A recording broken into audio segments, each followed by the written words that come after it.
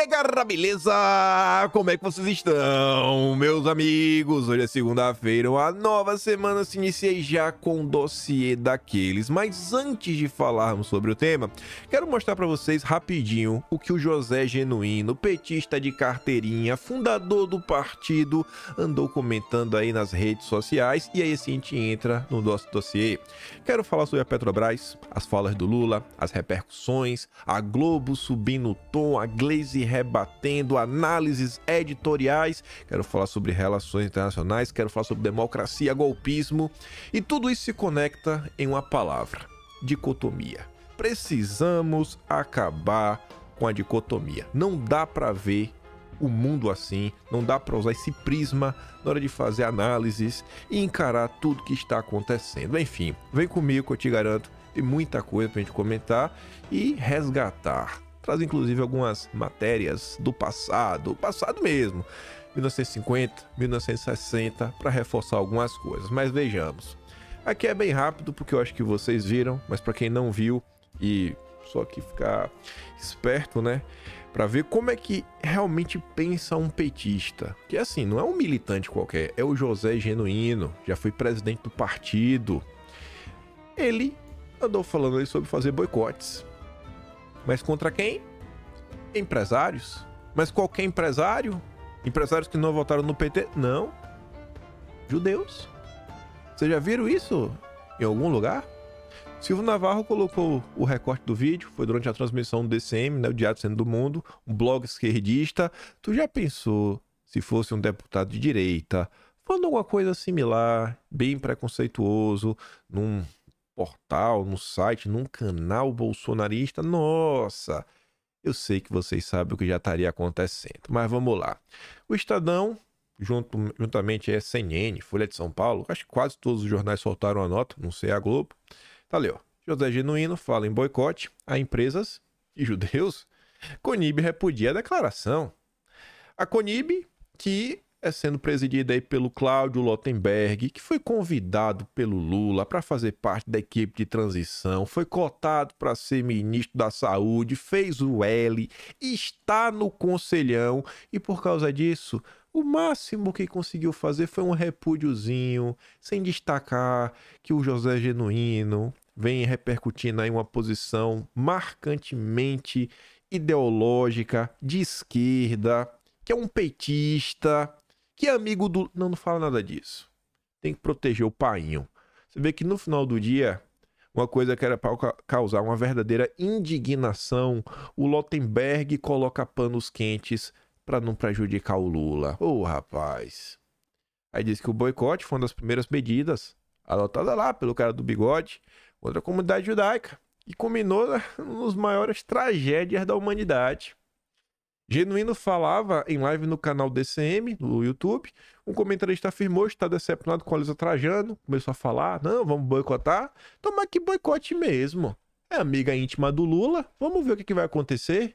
Em seguida, outro participante da live, professor Viaro, disse que há comentários nas redes sociais de pessoas que deixariam de comprar na Magazine Luiza. E aí Genuíno veio com essa ideia sensacional, falou que é interessante o boicote e aí sugeriu as empresas. Só imagine se fosse uma situação similar envolvendo pessoas de direita, o que mostra que no final do dia, eu acho que pelo menos fica passando a impressão que talvez o judiciário, ele se preocupa mais quando é de direita, quando é de esquerda, né, tem uma certa flexibilidade para falar o que bem entender. Mas vamos lá, vamos começar o que realmente nos interessa. Gente, teve muita coisa nos últimos dias e...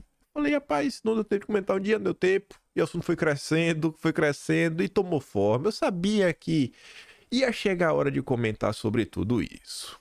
Na sexta-feira, o Lula foi lá pro Nordeste, aprontou, falou 1001 absurdos. E aí virou notícia no Brasil inteiro. E nesse meio tempo aí ele anunciou a volta na expansão, né, novas obras lá na refinaria Abreu e Lima. E aí a turma que já viu o passado começou a falar, meu Deus do céu. O que é que tá vindo aí? Lá vai o PT de novo? Não acredito. Aí, o que você espera, assim, minimamente de uma pessoa com mínimo de respeitabilidade e memória? É apontar que o PT foi protagonista de escândalos e mais escândalos de corrupção, de desvios, etc. Tudo mais, inclusive com a própria Petrobras. Mas não é isso que você encontra, pelo menos nas palavras da Eliane Cantanhede. Você vê ali, ó, o ponto mais baixo dessa viagem do Lula não foi na área militar, nem na área política. Foi exatamente a visita e a promessa de investimentos na refinaria Abreu e Lima.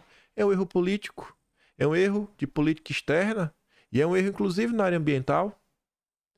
Ficar despejando 8 bilhões em refinaria de combustível fóssil, enquanto o mundo inteiro e o Brasil tem um discurso de investir em energia renovável.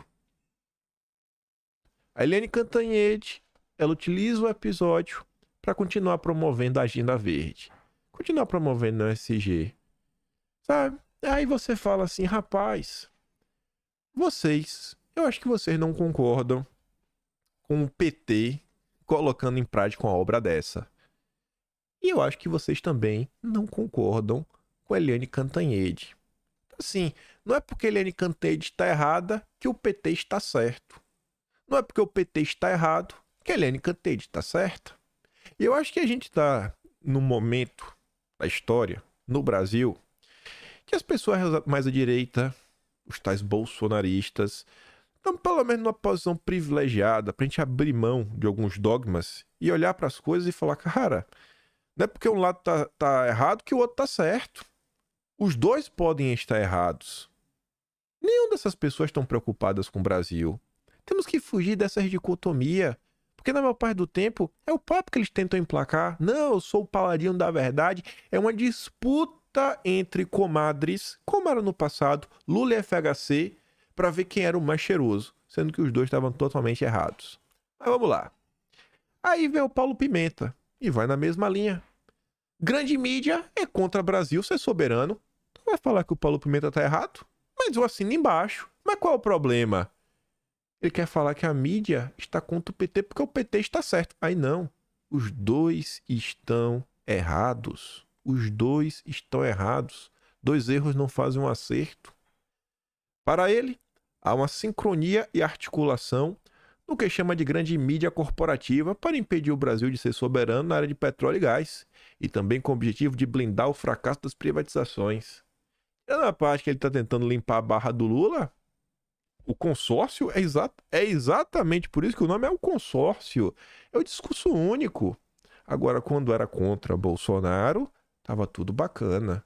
Aí agora é briga de comadre. Nessa dicotomia, eu não caio. Aí tá ali o Lula.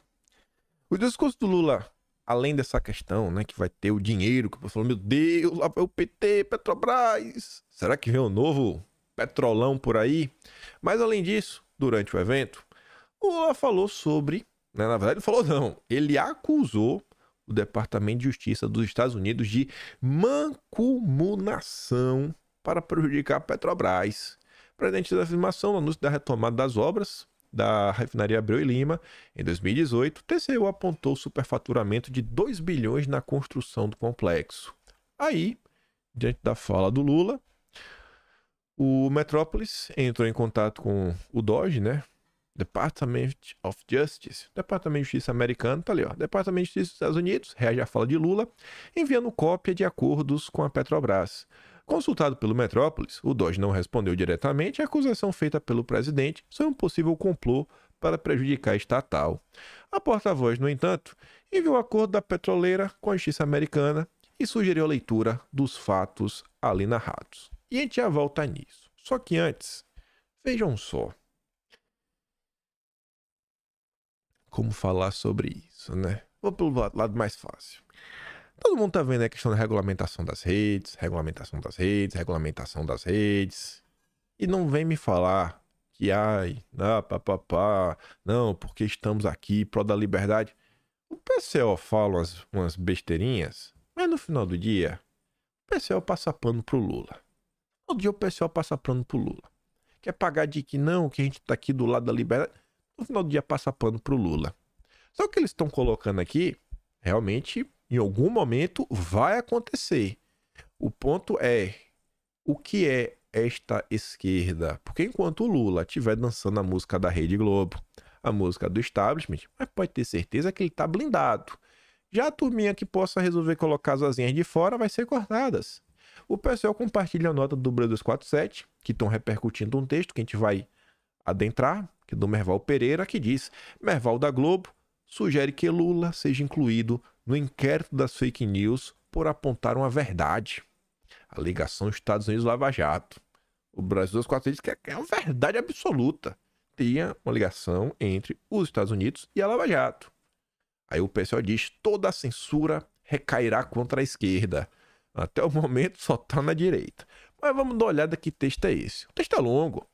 Até foge do padrão. Normalmente, o senhor Merval Pereira, ele escreve textos curtos. E é importante frisar isso. Por quê? Porque além de escrever textos curtos, o Merval Pereira, dentro da história da Rede Globo, ele não é só um jornalista. Ele é um colunista. O Merval Pereira já foi uma espécie de editor, né? Um redator-chefe.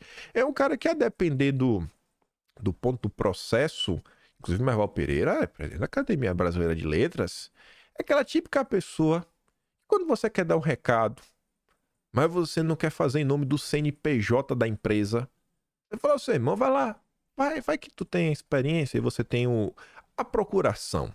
Você tem a procuração, a galera vai saber que o recado está sendo dado. É um bom aviso. E aí o recado do Merval Pereira, juntamente com alguns editoriais, atiçaram a turma da esquerda. Imagina o seguinte: você está vendo todo o dinheiro que está sendo despejado na Rede Globo. É coisa absurda. A própria Petrobras, aquele comercial no Jornal Nacional. Mas o Paulo Pimenta fez esse comentário. Teve um comentário da Gleisi Hoffmann, que circulou bastante, e várias pessoas nas redes sociais de esquerda falando: meu Deus, a Globo, a Globo, a Globo, a Globo, a Globo. É aquela coisa. Se você compara, hoje é dia 22 de janeiro de 2024, se você comparar exatamente um ano atrás, 22 de janeiro de 2023, não há quem diga, em sã consciência, que as coisas estão iguais, no que concerne a forma como a imprensa fala do governo Lula. Beleza que você tem a Helene Cantanhede, mas que ainda assim criticou. Você tem André Sadi, que ainda assim, vez ou outra, já tá criticando. Mas ali no início de 2023, a passada de pano era descomunal. Eu acho que o único resquício que você encontra, porque também não vai mudar, é a Miriam Leitão, que ali é outro patamar. A Miriam Leitão e o Renato Azevedo não é mais jornalismo. Podia estar afiliado no PT. Pode montar em uma TV PT, botar os dois que vai dar conta. Mas mudou. Mudou e vem mudando paulatinamente. O Estadão foi um dos primeiros a mudar, principalmente aquela pós-primeira decisão que anulou a acordo de leniência da Odebrecht, que o PT matou no peito e falou: nossa, vencemos. Aquilo pegou mal. A Folha de São Paulo vem criticando algumas coisas e o clima não tá mais como era antes. Ainda mais com a possibilidade assim, iminente do Trump voltar. Não é um governo principalmente amistoso ao PT. Assim, as coisas, os ares estão mudando. O que vai acontecer? Não sei. Mas não há quem negue que as coisas não estão mudando. O tom adotado é outro. Essa nota jamais seria publicada em janeiro do ano passado. Jamais. Mas vamos lá. Tão fake quanto real. Ao dizer que a Lava Jato foi uma mancomunação de juízes e promotores com DOJ dos Estados Unidos, Lula poderia ser enquadrado na investigação de fake news coordenada pelo Alexandre de Moraes. Quando o ex-ministro José Dirceu advertiu recentemente que o PT deveria atentar para o fato de que a direita brasileira está organizada e atuante, enquanto a esquerda se perde em divisões internas contra a política econômica e se afasta dos interesses diretos do cotidiano dos cidadãos, falava com experiência de quem conhece o PT por dentro e com a inegável liderança histórica esquerdista, goste-se dele ou não. Ao mesmo tempo em que se volta a vocalizar seus pensamentos, Dirceu busca uma saída para se ver livre das condenações que ainda cumprem seu regime aberto. Para se ter uma ideia de como é viável essa aposta, não há mais nenhum único político preso pelo Mensalão ou pelo Petrolão.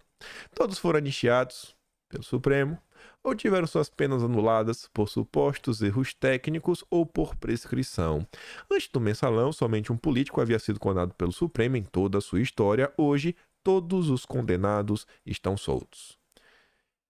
Isso aqui parece que o Merval Pereira está feliz com este cenário E ele está fazendo esse comentário, como está no título, nesse contexto de volta, Abreu e Lima, Petrobras, escândalos antigos. O empenho da gestão Lula em reescrever a história recente, trazer o passado para o presente, repetir os mesmos erros para tentar resultados diferentes, parece uma síndrome que pode levar sua gestão a exacerbar a polarização política. E aí você lembra, a Globo é contra a polarização. Porque o que é a polarização para a Rede Globo? É o fortalecimento de uma direita, de uma oposição. Só existe polarização porque tem oposição. Uma oposição, pessoas que não aceitam o establishment, o qual Lula é o representante máximo. É o presidente eleito pela Globo, então fica ruim. Porque, querendo ou não, as ações ruins do Lula vai recair sobre alguém. E, inclusive, pode acarretar que em 2026 volte, quem sabe o próprio Bolsonaro, de preferência, não tem da direita. Assim, o Lula tem responsabilidades. Foi todo um grande plano para ele voltar. Foi uma grande frente ampla.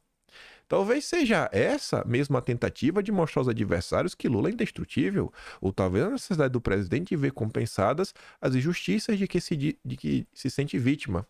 Seja como for, o que ele está conseguindo é construindo uma história oficial em museus, discursos e decisões que nos trazem de volta a um passado nada glorioso, fixar o espaço de seus adversários sem ampliar o próprio. A resiliência de seus apoiadores, comparável aos de Bolsonaro, pode levar a uma situação distinta de 2022, quando os eleitores não comprometidos não tiveram escolha. Ao aviso, Lula, o que você está fazendo está nos tirando a narrativa de falar vamos apoiar o PT, senão Bolsonaro continua. Lula, você está tirando o único argumento que tínhamos para te apoiar. Lula, não faça isso, Lula. Estava muito fresca na memória dos cidadãos independentes a tentativa de golpe permanente do então presidente. Narrativa pura. Lula fez uma campanha de governo de aliança política ampla, de defesa da democracia ameaçada, conseguindo colocar em segundo plano a lembrança dos casos de corrupção. Ele colocar em segundo plano? Não. Vocês abafaram. Vocês abafaram.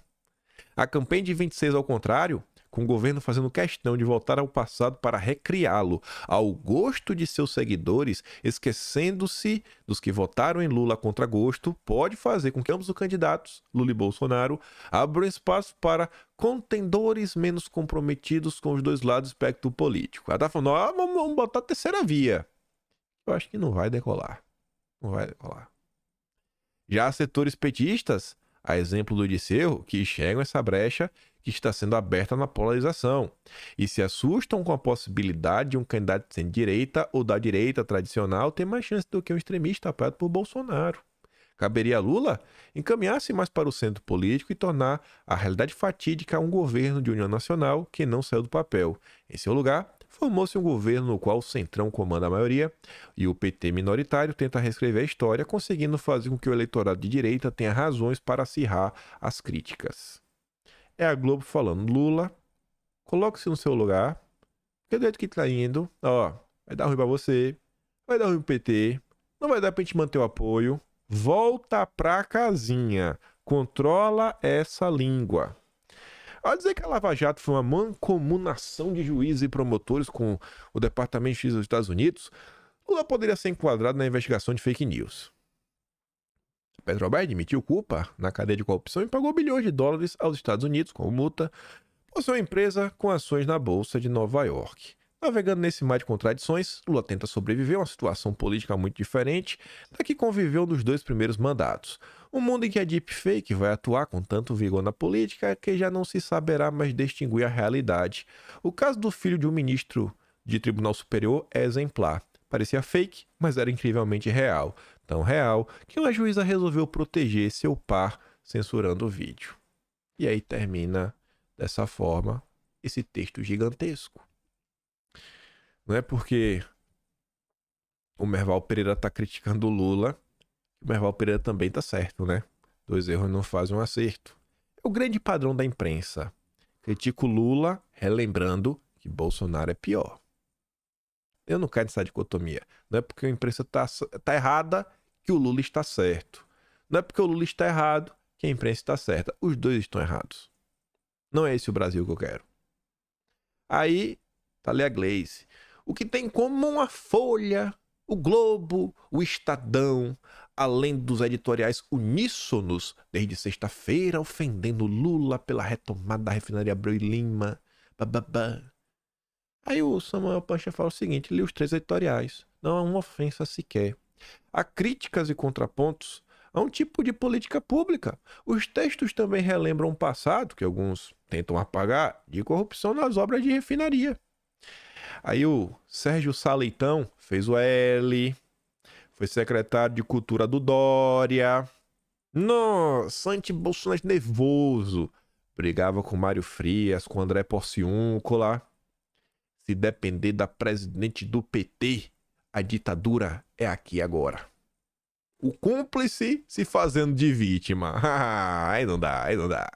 Mas vamos lá. O editorial do Estadão é bem de boa. O da Globo, meu Deus, qual a crítica que a Gleice viu ali? O mais duro foi o da Folha de São Paulo. Aí eu trouxe só ele. Viagem ao passado. O que a Folha pensa? Com retomada de refinaria e plano de manteiga na Vale, Lula revisita velhos erros. Aí diz que uma característica de Lula em seu terceiro mandato é a falta de compromisso com os fatos. Isso é uma característica do terceiro mandato? Isso é uma característica do Lula na década de 80, na década de 90, quando foi eleito no primeiro mandato, no segundo mandato, quando ficou aí solto com a Dilma, quando ficou enclausurado, quando foi descondenado. O Lula nega os fatos. Desde que a gente conhece o Lula. Tá de brincadeira, pô. E quando tentar reabilitar fracassos de sua gestão anteriores, sejam obras ou pessoas. Entre os empreendimentos, um dos mais notórios é a desastrosa refinaria Abreu e Lima em Pernambuco, exemplo completo de mandonismo, corrupção e incompetência gerencial nas administrações petistas, cuja construção será agora retomada pela Petrobras. Concebida como parceiro ideológico Hugo Chávez para processar o petróleo venezuelano, o projeto foi todo bancado pelo Brasil.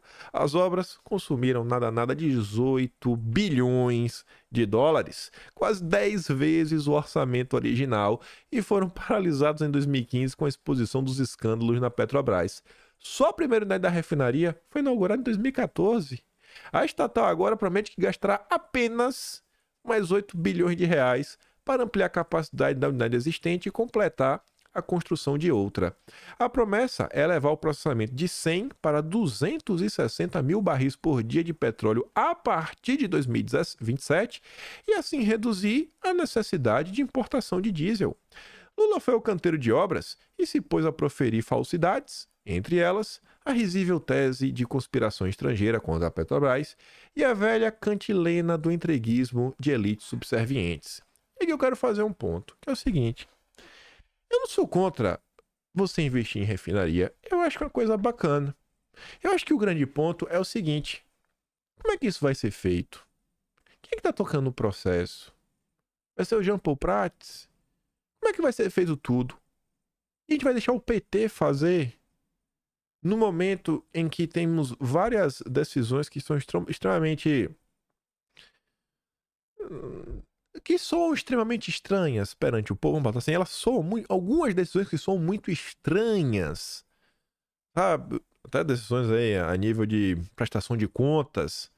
E esse que é o grande ponto. Qual brasileiro que, sabe, concorda com isso?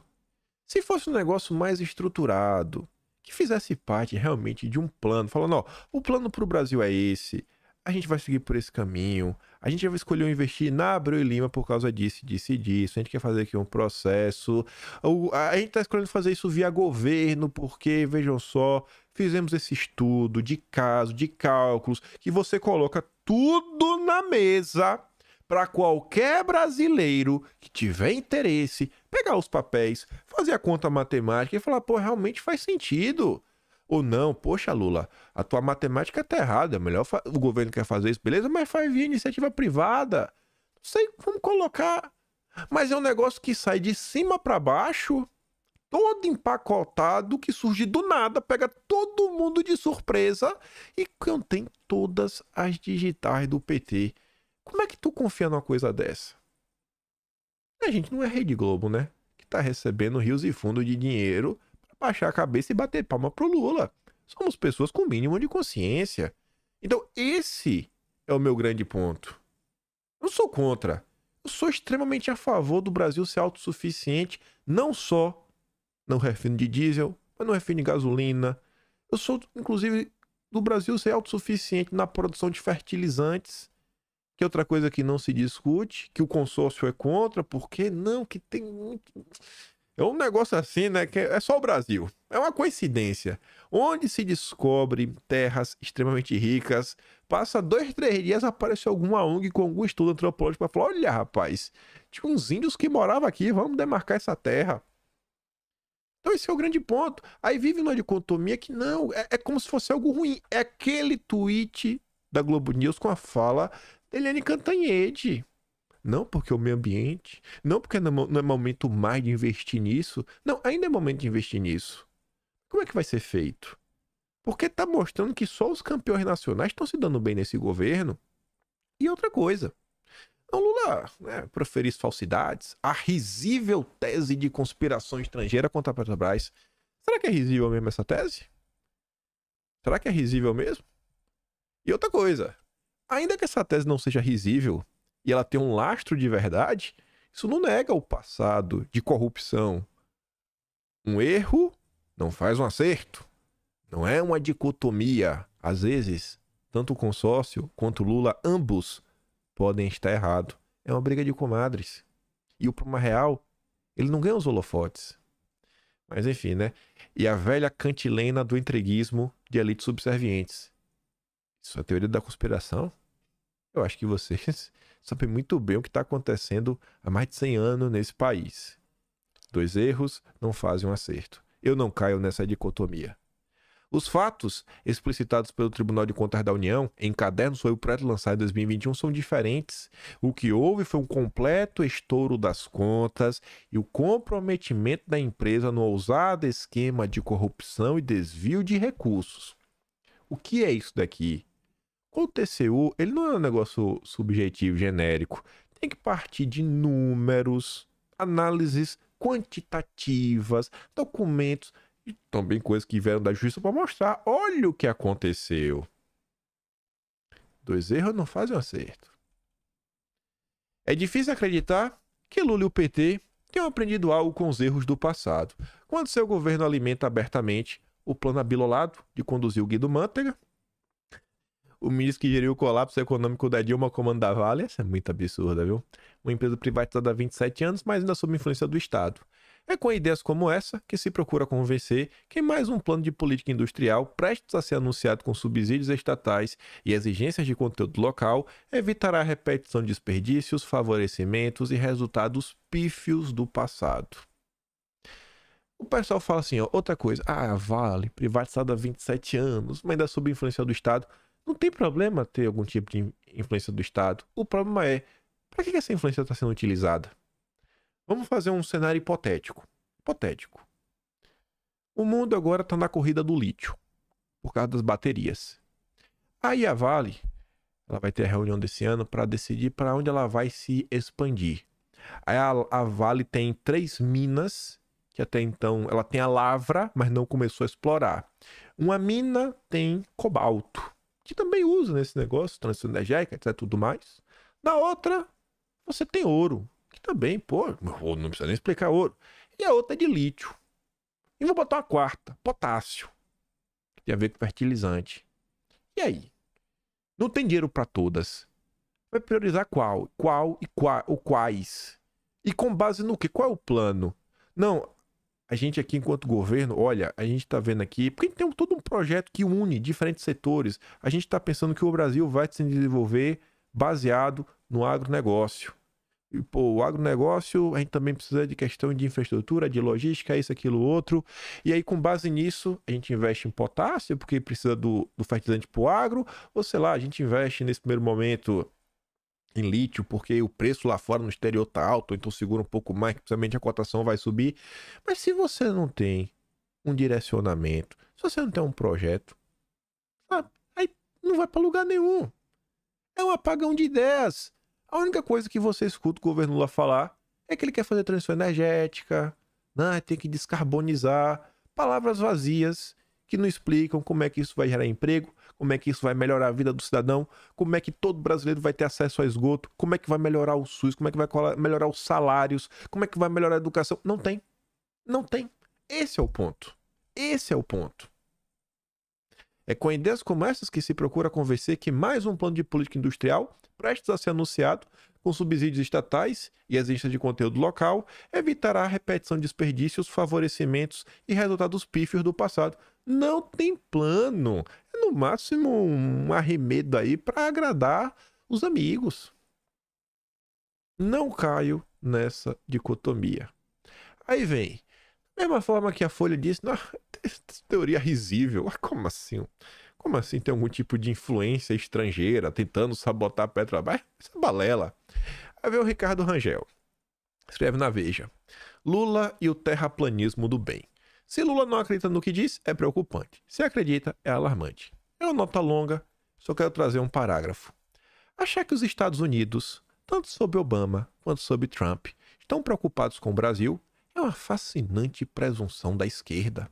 Nossa relevância geopolítica, desde a queda do Muro de Berlim, é nula. E é nula. Por que tem tantas ONGs no Brasil? Por que tem tantas ONGs na Amazônia? Por que sabotam a Ferrogrão? Por que nos impedem de explorar a margem equatorial? Por que eles seguem apostando no Brasil, participando, por exemplo, dos leilões de petróleo que teve a DNP, inclusive? Por quê?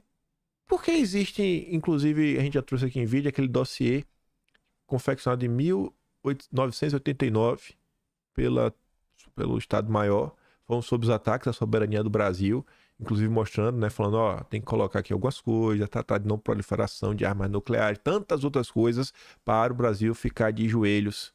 Vamos pegar uma foto mais recente, mundialmente conhecido, WikiLeaks, quando o Snowden falou, né, que os Estados Unidos meio que tá bisbilhotando as pessoas por aí. Como é que você fala que o Brasil, sabe, não tem relevância nenhuma? Cara, não é porque o consórcio tá errado que o Lula tá certo. E não é porque o Lula está certo que o Lula está errado que o consórcio tá certo. Os dois estão errados.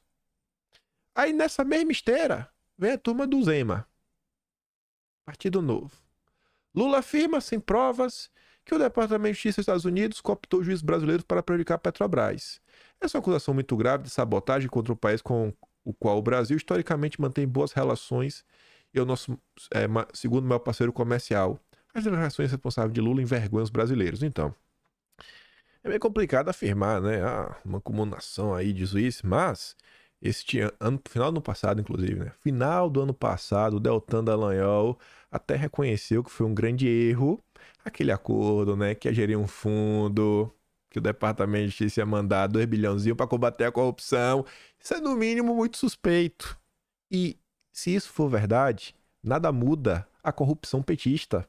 Porque 2 erros não fazem um acerto, e não é porque um está errado que o outro está certo.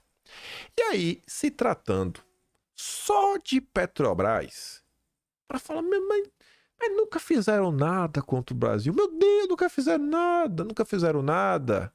E volta a falar, não importa o que o Lula falar, a corrupção durante os governos do PT ficaram comprovadas, claras, para todo o Brasil. Mas ainda assim, para gente não ficar também nesse papo de maluco, Comissão Parlamentar de Inquérito da Shell e Esso. No ano de 1957, nós tivemos uma CPI, popularmente chamada de CPI dos Rockefeller, que ficou comprovado com documentos que os grandes trusts do petróleo, também lá a turma dos Rockefeller, estavam injetando dinheiro na imprensa brasileira para sabotar a campanha do Petróleo é Nosso. O maior jornal da época, o Repórter Esso, inclusive, jamais falou da campanha. Colocou na espiral de silêncio. Na década de 50, o noticiário mais famoso do Brasil era o Repórter Esso, financiado pela petroleira Standard Oil. O jornal não cobria a campanha popular, o Petróleo é Nosso. Reconheceu o presidente da Shell a autenticidade de todos os documentos apresentados pelo jornalista caô. E que documentos eram esses? Que mostrava os jornais do consórcio alguns que a gente até já comentou no vídeo de hoje e que a gente ainda vai comentar, estavam recebendo dinheiro para trabalhar contra o Brasil. Os documentos estão lá. Só pegar e dar uma olhada. 300 milhões de cruzeiros. A verba de publicidade anual distribuída pela McCann Erickson. Depois, perante a Comissão Parlamentar de Inquérito, o senhor Armando de Moraes Sarmento, diretor-presidente da empresa que distribui a publicidade da ESSO. As contradições e a ignorância propositada do homem dos congressos publicitários, a publicidade institucional do Oval ESSO. Então, assim, se quer entender o que aconteceu no Brasil, tem que partir do pressuposto que ou todo mundo pode estar certo, ou todo mundo pode estar errado. Não pode ter um dogma. Não pode olhar com as coisas como, ai não, meu Deus, Estados Unidos bonzinho, não faz nada de errado. Pelo amor de Deus. Pelo amor de Deus. A imprensa realmente não quer ver o progresso do Brasil. Se quisesse, não teriam feito uma campanha difamatória contra Bolsonaro, mas desde que Bolsonaro era deputado federal. Desde que Bolsonaro era deputado federal. Se a imprensa realmente quisesse ver o Brasil progredir, ser soberano, não teria participado de uma campanha de desinformação em relação à Amazônia pegando fogo em 2019 com apoio internacional. Balela. Tava lá os Vingadores. Tá de brincadeira. Tá de brincadeira.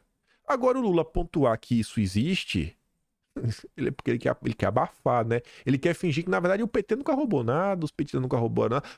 É tudo um faz de conta que acontece. Ele só quer reescrever o passado. Não caio nessa ladainha.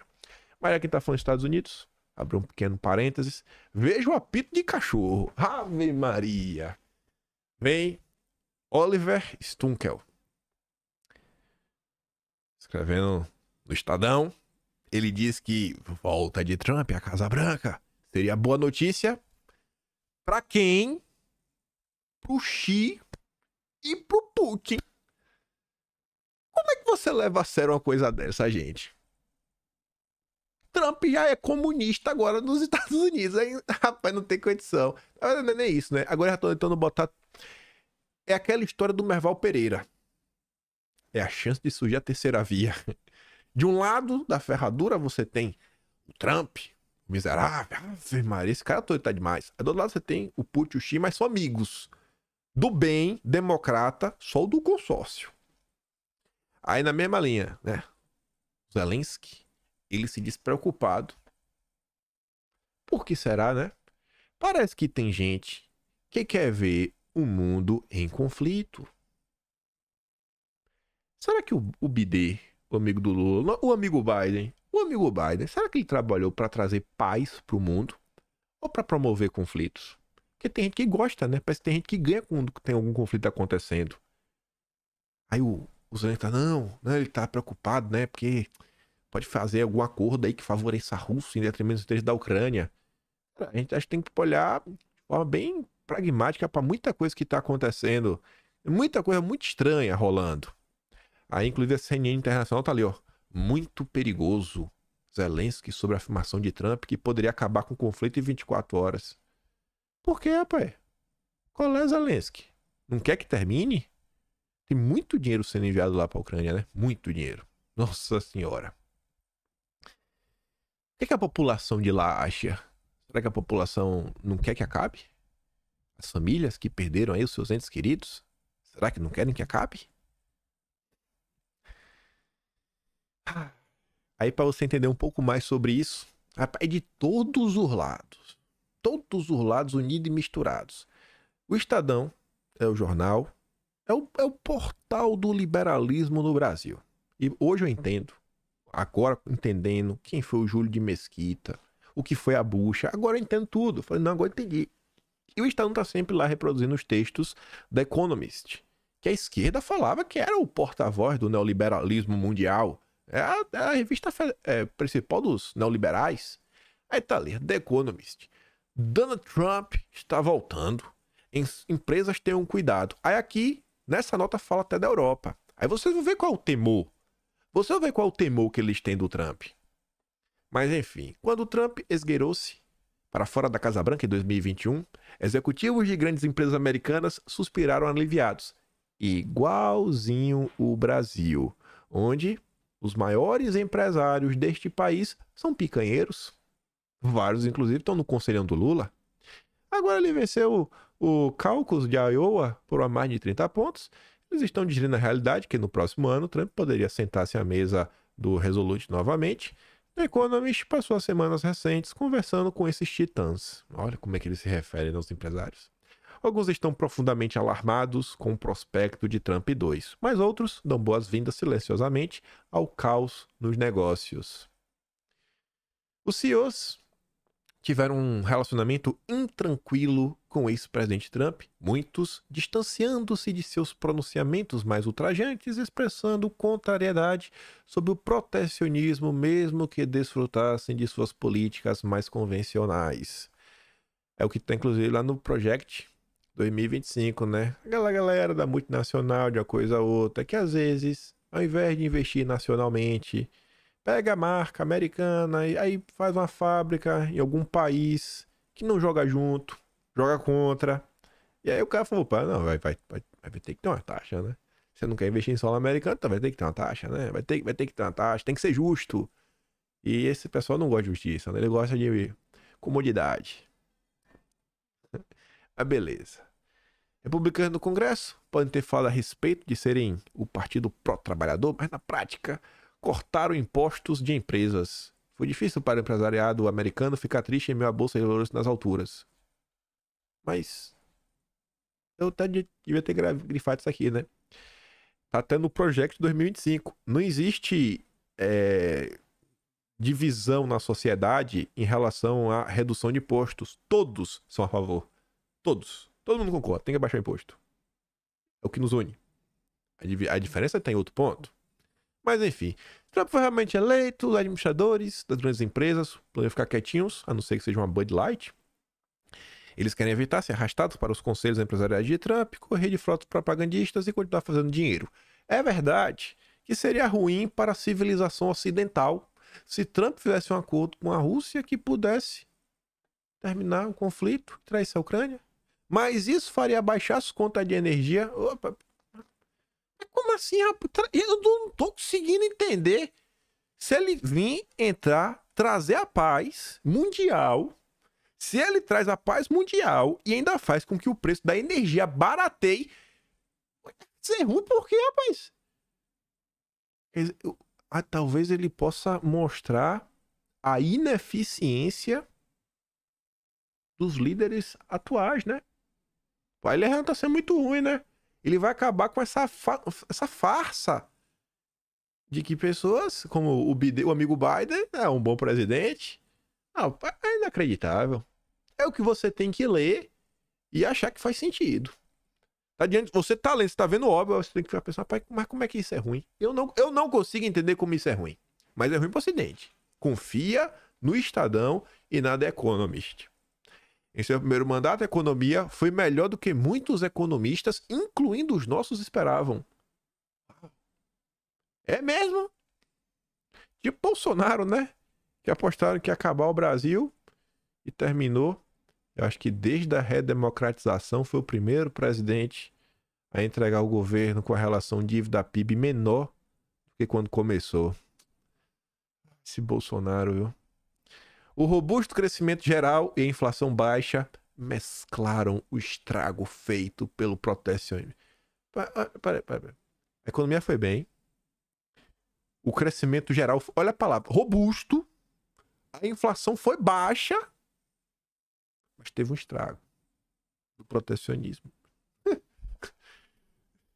Eu não entendi, gente. Eu queria muito poder explicar pra vocês como é que esse estrago funciona, mas esse estrago é bom, viu? Eita, que estrago. Tu já pensou? Se o governo Lula fizesse um estrago desse, inflação baixa e crescimento robusto, mas nossa senhora, velho. No Brasil, estrago tem outro significado. Eu quero esse estrago pro Brasil. Essa imprevisibilidade poderia tornar um segundo mandato do Trump muito pior do que o primeiro. Não haveria em seu governo membros do establishment, como Gary Cohn, ex-Goldman Sachs, para remexer a caixa de entrada do presidente e esconder dele as ideias mais translocadas. É tipo falar, a gente não vai ter um Roberto Campos Neto do Banco Central, descarado daquele que abraça a gente desse jeito. É pra fazer campanha contra o cara. Vocês estão me convencendo que pô, só tem ele de opção. Aí, isso aqui dá inveja, viu? Mas nossa senhora. Depois do Vivek, que falou, cara, não tem pra querer ter primárias. O povo já deu recado. É um por todos, todos por um. Agora, humildemente, parabéns aí pelo... Não sabe que eu existo, mas de boa, gente. Isso aqui é... Ah, aquela coisa que podia ter acontecido no Brasil, viu? 2022... Desde 2022 já podia ter acontecido. O cara também falou, meu irmão, tô renunciando à minha campanha. É o Trump lá de novo e tamo junto. Sem tititi, sem mimimi. Ah, eu discordo disso aqui, mas tem uma promessa, tem um projeto. Concordamos mais do que discordamos. E é isso. É Trump lá de novo. E não tem espaço para Nikki Haley, que é a tentativa aí do establishment já tentar sabotar de agora, fazer um teatro das tesouras. Lula versus FHC. Não vai rolar. Estamos fechados com Trump. Acabou. Acabou. Acabou. Olha pra cara desse rapaz. Eu não sei quantos anos ele tem.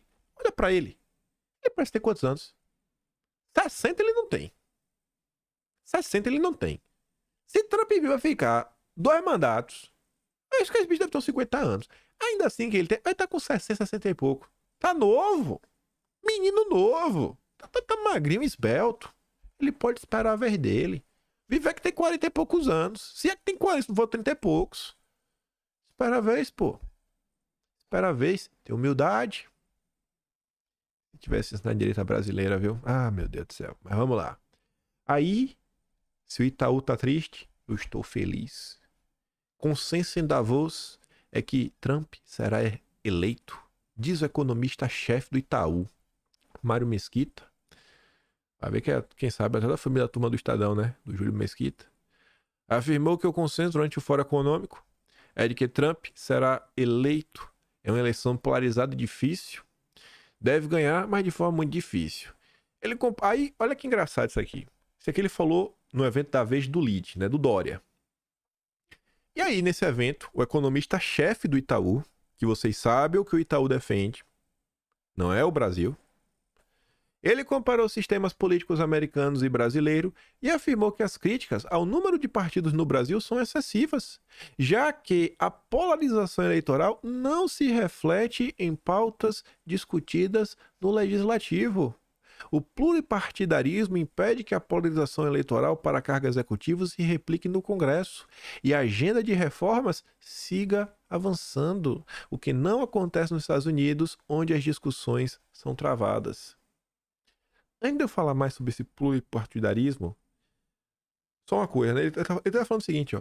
Não importa qual é o presidente, a nossa agenda. Quando eles falam de agenda de reforma, é a agenda deles. Não é a agenda pro Brasil. É a agenda deles. A nossa agenda tá avançando. Direita e esquerda, temos o Congresso na mão. Inclusive o Pacheco tá lá, né? Nesse evento do Lead. Aí, aguenta só um tiquinho. Porque para mim não é o pluripartidarismo que garante isso. Câmara quer votar no primeiro semestre projeto dos combustíveis do futuro. Quem está encabeçando isso? Que é o relator miserável, o Arnaldo Jardim, da Frente Parlamentar Brasil Competitivo, que desde o ano passado foi a turma que encabeçou o mercado de carbono, foi a turma que encabeçou tanta miséria nesse país. Foi a turma que trouxe o Klaus Schwab ao Brasil em maio. E lá vai o cara de novo. O cara, ele quer criar uma lei para obrigar as companhias aéreas. Olha como tá já o preço da passagem aérea. Ele quer que as companhias reduzam as suas emissões de carbono. Isso vai ter um gasto que vai ser repassado para o consumidor, que é você que compra a passagem aérea. E além disso, ele ainda quer aumentar a porcentagem de etanol na gasolina, que vai favorecer os produtores de etanol no Brasil, que eu acho que tem um empresário muito grande, que inclusive é amigo do Lula. Não é que é o pluripartidarismo que impede a polarização. O que impede é cláusula de barreira atrelada ao financiamento público de campanhas. Porque você não pode ser candidato independente e o financiamento, o gordo do financiamento, vem, sabe, do público, do dinheiro público. E aí no final do dia fica aquela regra, né, do tamanho da bancada. Aí tem o cacique partidário que ele vai escolher quem ele vai eleger. E ainda tem a questão que não é o voto majoritário, né? É o quociente eleitoral. Então, não é o pluripartidarismo, até em partes. É o trabalho dos caciques de manter o Brasil sobre a asa deles. Não importa quem ganha o executivo, o legislativo continua firme e forte, controlando a nação, colocando o Brasil de joelhos. E é disso que esta galera se orgulha. É uma piada. É uma piada. É simplesmente uma total piada. Mas vamos voltar a falar de dicotomias. Lula amplia número de militares no governo após críticas e início tenso marcado pelo dia 8. O executivo também não fez nenhum movimento para que avançasse no Congresso uma proposta do PT que altere o artigo 142.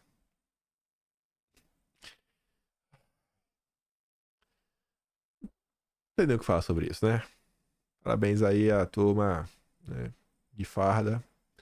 Realmente vocês estão de parabéns, cara. Vocês estão fazendo uma baita articulação política, viu? Baita articulação política. Mas vamos lá. Queria ter mais tempo, vai ficar meio longo o vídeo. O Estadão escreveu 2 textos, ambos vão na mesma linha, reclamando aí do Museu da Democracia, o novo que o Lula quer construir. Essa daqui foi até menos impregnada de coisa ideológica. Difícil explicar o sentido de gastar 40 milhões para construir o segundo Museu da Democracia em Brasília. A política está repleta também de casos de quem se apressou em fechar um museu dedicado a seu oponente, mas, na sequência, passou pelo constrangimento de apertar a mão do adversário. Em 2015, um dos principais atos de Flávio Dino à frente do governo do Maranhão foi anunciar a privatização do Museu da Memória da República sobre o ex-presidente José Sarney, né? Acusado de perseguição política, Dino recuou 2 dias depois. A curadoria do segundo Museu da Democracia vai ter dor de cabeça para contar a história, montar o roteiro do novo espaço cultural. É difícil imaginar um relato decente do dia 8 sem explicar quem bancou a proposta política que desagou na última intentona. Não dá para ignorar a criação do orçamento secreto, um esquema de compra de votos criado por Bolsonaro e suas lideranças do Centrão, que permitiu a governabilidade de um país marcado por um projeto antidemocrático de país. Qual o projeto antidemocrático? O que foi que Bolsonaro propôs que era antidemocrático? O marco do saneamento é antidemocrático? Marco das ferrovias? Marco da cabotagem? Lei de liberdade econômica? Isso é antidemocrático? O que foi antidemocrático que Bolsonaro fez?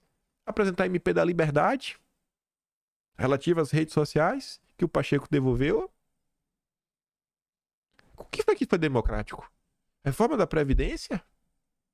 O que foi democrático? Antidemocrático? É um absurdo. Todo dia a mesma ladainha. Lula é ruim, mas Bolsonaro é pior. O subordinado do presidente Lula deve achar mesmo que o chefe não depende do Centrão, nem da tropa de choque da Câmara, do Lira, para poder exibir em Brasília a foto dele no novo museu. A propósito, o lugar seria uma opção incrível de passeio para as famílias se o Brasil não enfrentasse uma polarização que tomou até os grupos de parentes do WhatsApp, infernos de discussão. A capital já conta com o Panteão da Liberdade, aberto em 85, na Praça dos Três Poderes, para falar justamente da luta pela democracia desde os Inconfidentes. A memória do 8 de janeiro poderia ser contada no espaço desse prédio, mas não, tem que construir outro. É obra. Difícil explicar o sentido de gastar 40 milhões no novo espaço cultural ao lado de um teatro que está em obras, isto é, fechado há 10 anos por falta de verbas.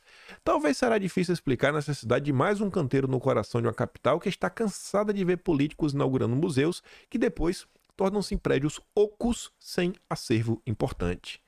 Em 2023, o IPHAN teve 65 milhões em pagamentos liquidados na área do patrimônio cultural.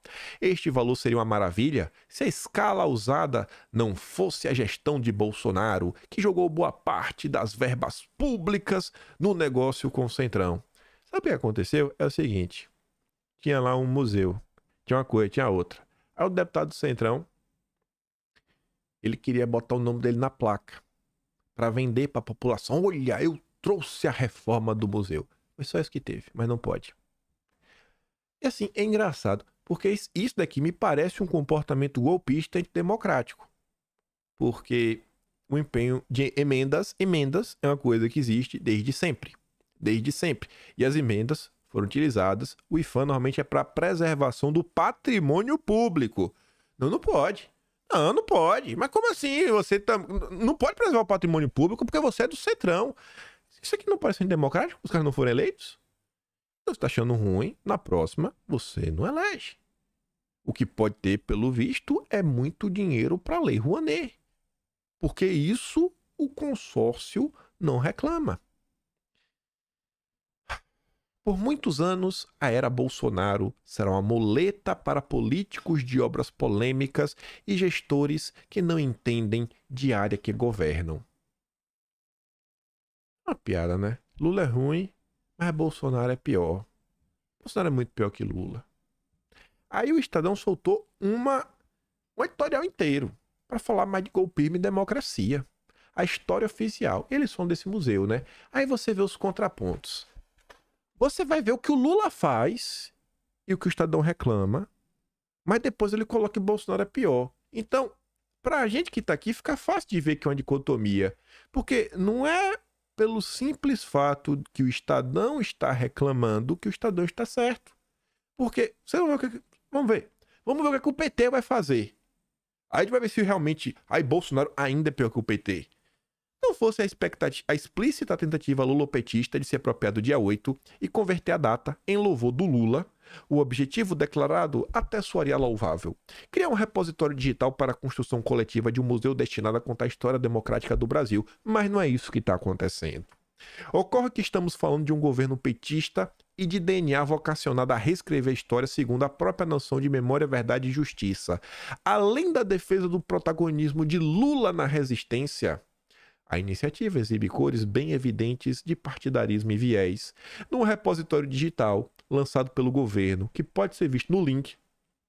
Há diversos projetos, não só sobre o dia 8. Olha só, o Museu da Democracia não é só sobre o dia 8. Ah, Lula, né?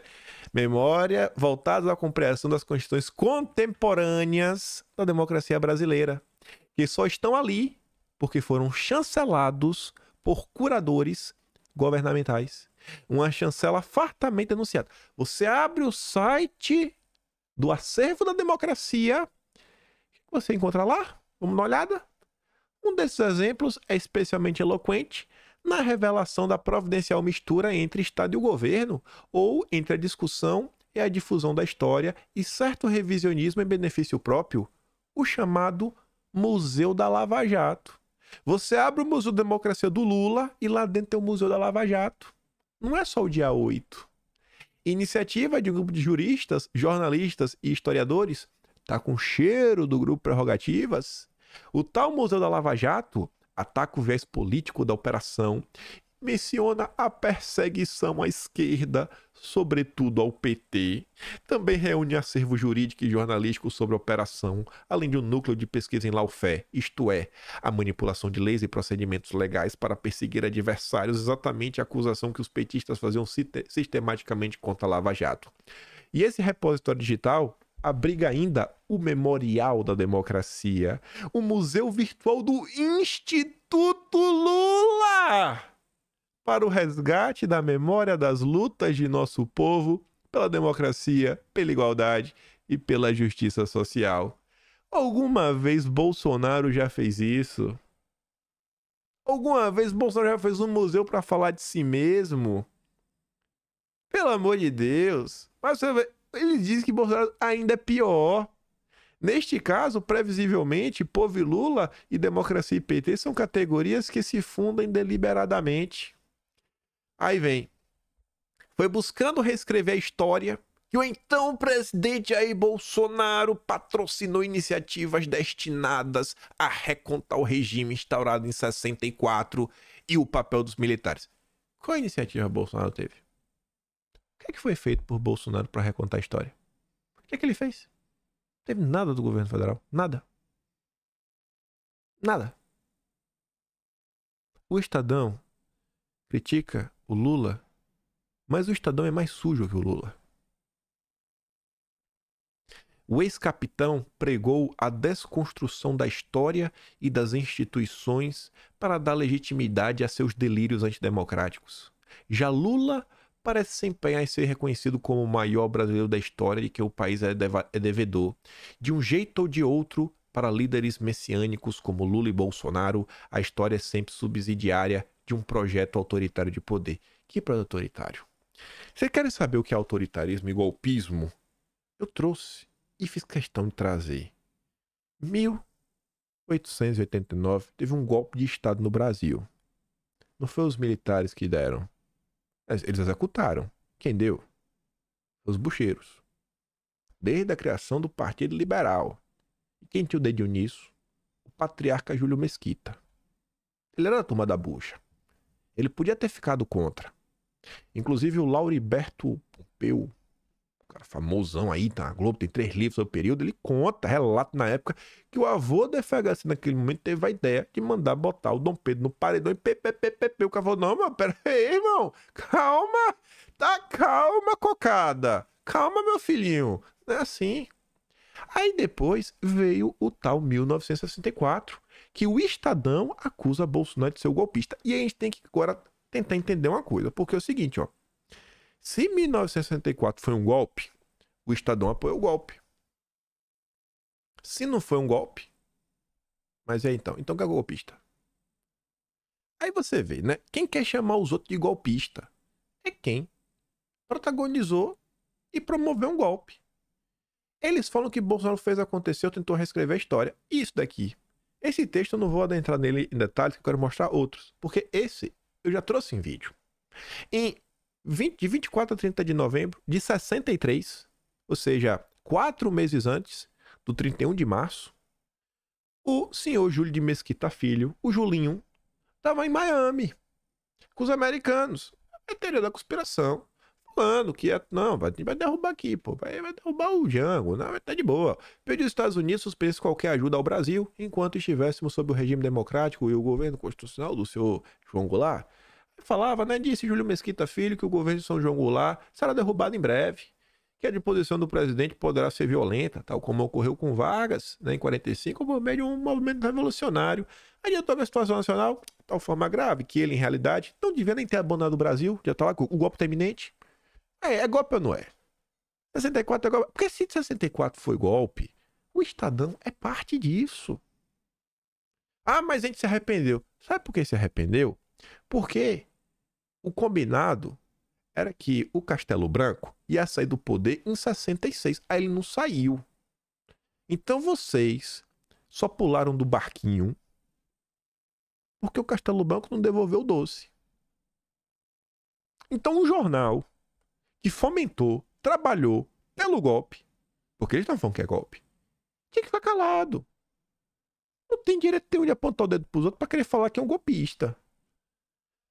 Depois do presidente, os brasileiros estarão numa situação em que até as liberdades mais comuns poderão perder, porque o país não poderá sair dessa situação e passar imediatamente uma etapa constitucional. No lugar do presidente derrubado, será colocado um governo forte, mas não será eterno. Tá vendo? Ele achava que em 66 o Castelo Branco ia sair, porque a ditadura não é compatível com a vontade do povo brasileiro. Contudo, quando o governo cair, duvido que haja um governo democrático em seu lugar. Eles sabiam, tava de boa, de boa na lagoa, legal, uhul. Aí pra não achar, não, mas jornal nunca ouvi falar. Então vamos ver. Na época que isso aconteceu, foi amplamente divulgado esse passeio nos States do Julinho. Olha, ó, Jornal do Brasil. Jornal que, inclusive, também apoiou o que aconteceu em 64. Jurema sugere a Goulart denúncia contra Júlio Mesquita por subversão. O ministro da Justiça sugeriu a necessidade de uma resposta oficial do governo ao jornalista, a qual seria dada através da entrevista do senhor Jurema, ao ocorrer da qual se formalizava a denúncia contra o senhor Júlio de Mesquita por atividades conspiratórias. Olha, ó. Diretor do Estado de São Paulo, feito em Miami. Correio da Manhã. Jornal da época do Otto Maria Carpo. É o Correio da Manhã, né? Não é o Diário da Manhã. É Gotandu, se é o Diário da Manhã. Mas enfim, o Otto escrevia lá, né? Mas tá ali. Fala de Mesquita e Ricardo Planalto. As declarações de Júlio Mesquita Filho, diretor do Estadão, foram recebidas com irritação. O pronunciamento foi nos Estados Unidos, né? Disse apenas lamentável.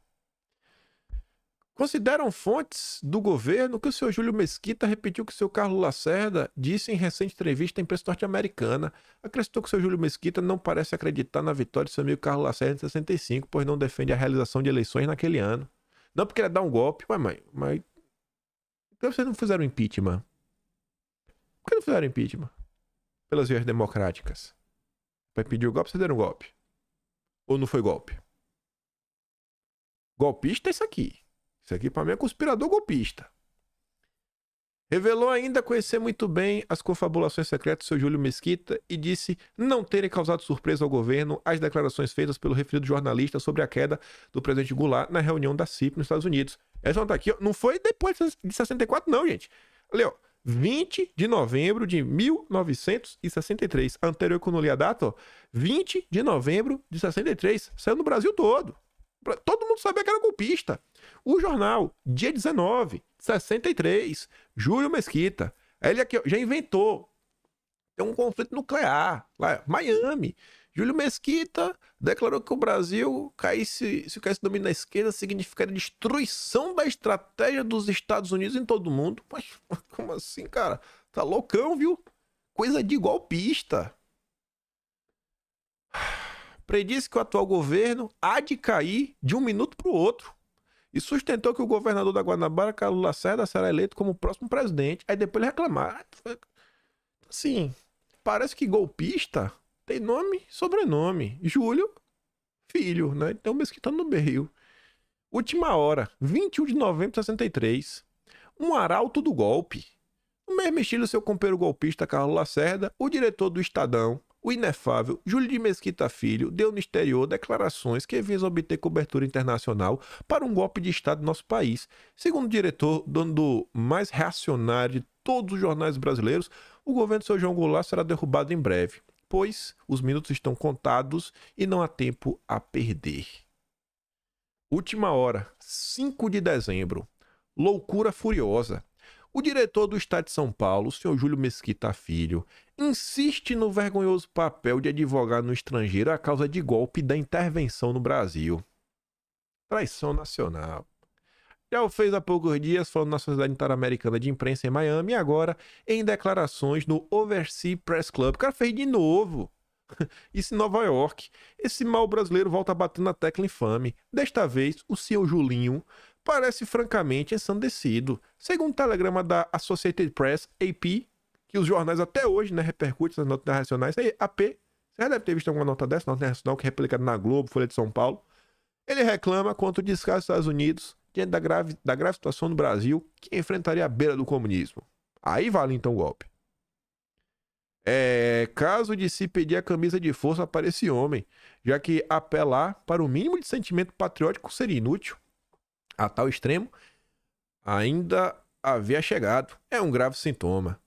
Não do estado em que se encontra as faculdades mentais do seu Júlio Mesquita, mas do paroxismo de loucura a que chegou determinado setor, felizmente pequeno, das nossas chamadas elites, cujo o mote poderia ser pereça o Brasil, pereça todo mundo debaixo, né, de uma explosão, mas não ameacem os nossos privilégios. Então, assim, o Brasil, eu acho que estando na direita é mais fácil de entender, o que eles estão tentando fazer? Há um bom tempo, né? É recriar o Teatro das Tesouras. Eles estão tentando criminalizar a direita, continuam desumanizando a direita, falando um monte de coisa, mas a história tem para mostrar quem realmente agiu, atuou. Segundo eles, foi um golpe. Você apoiou, irmão? Ah, mas não sabe. Irmão, você apoiou. Você só ficou contra porque o Castelo Branco não saiu do poder. Eu até pensei em colocar aqui, depois dessa nota, uma matéria do Memorial do Globo, que é engraçado. O Memorial do Globo fala assim, ó. Não, a gente apoiou 64 porque o clima no Brasil tava ruim. O acordo pro Jango poder virar presidente era implementar o parlamentarismo, mas ele não aceitou. E aí tá na própria nota do Globo, Memorial. Aí fala assim, não, e aí o Jango, ele... Não sei se a Globo usou esse ad de extremismo, mas o Jango ele derrubou o parlamentarismo, sabe como? Ele convocou um plebiscito. Falei, É plebiscito não é ferramenta da democracia? Não é? E é por isso que o Globo apoiou lá, né? O 64. Não, mas depois ele não saiu do poder, né? Depois ele ficou contra. No final do dia é isso. São as mesmas elites. Sabe? Ninguém quer resolver nada. Quer só o seu privilégio, farinha pouca, meu pirão primeiro. Por isso que o Brasil não tem solução na esquerda, não tem solução no PT e não vai ter solução em nenhuma pessoa que o consórcio apoie. Se o consórcio falou bem, pode ter certeza que essa pessoa está contra o país. Se o consórcio falou bem, pode ter certeza que essa pessoa gosta do Brasil. Ou não está a favor do Brasil. Agora o consórcio criticou, com certeza é um patriota. Deve ser bolsonarista. Deve ser bolsonarista. Deve ser bolsonarista. Se criticou, rapaz, deve ser bolsonarista. Grande chance. Pode ser que não seja. Pode ser que seja uma crítica pertinente. Mas é assim que as coisas acontecem. Não compra essa ladainha da imprensa. A história tá aí. Sabe, o Estadão já teve vergonha na cara. O jornal mais golpista desse país. Tava no golpe de 89. Tentando dar um golpe no Vargas em 32. Ou a Revolução valeu. Porque aí como você vê como são as coisas, aí você começa a entrar na subjetividade. Quem é que diz a história certa e errada? Você tá entendendo? Então é complicado. Você ficar chamando os outros de golpista, a gente vai começar a entrar numa análise histórica. De falar, vamos pra quem tá do lado do golpe? Então assim, quem tá preocupado realmente com o Brasil, devia estar olhando as coisas sem ressentimento. Se acha que Bolsonaro tem erros, faz uma nota honesta. Pontua o que você acha que Bolsonaro fez. Mas não é falar, ai, o IFAM, 65 milhões, ai, foi ver o Centrão. Ai, cara, é só pro cara falar, ai, botou o nome na obra, só isso. Teve o que de errado? Teve o que de errado nesses 65 milhões? Teve algum patrimônio histórico que foi restaurado que não devia ter sido restaurado? Teve algum desvio? Pontua na nota. Ai, que Bolsonaro fomentou. Ele fez isso quando? Como? Onde? Como? Por quê? Por quem? Papinho chato, bicho. Chato, o tempo todo isso, o tempo todo isso. E o Brasil sai caminhando aí pro buraco. Todo mundo batendo palma aí. Aí se mostra indignado quando o José Genuíno fala um absurdo. Agora eu quero ver o que vai ser feito. O que vai fazer diante do absurdo genuíno? Fico por aqui. Se gosta do meu trabalho, quiser me ajudar mais um pouquinho, pode se inscrever no canal. Tem um botão de valeu. Tem um peito na descrição. Dá uma olhada depois no Memorial da Globo. Tu acha fácil? Bota assim, é Globo, golpe, ele vai lá falando, porque a gente deixou de apoiar. O site é Memorial da Globo. O nome do site, né? O título da matéria eu não sei qual é. Tu acha lá. E é isso. Tem um Atlas Brasileiro, quimpan.com.br, pra gente lembrar, né? Que o Estadão gosta de um golpezinho, né? E ele fica acusando os outros disso. E fico por aqui. Deixa aquele grande beijo, abraço, tamo juntos. Valeu, meus amigos. Fui.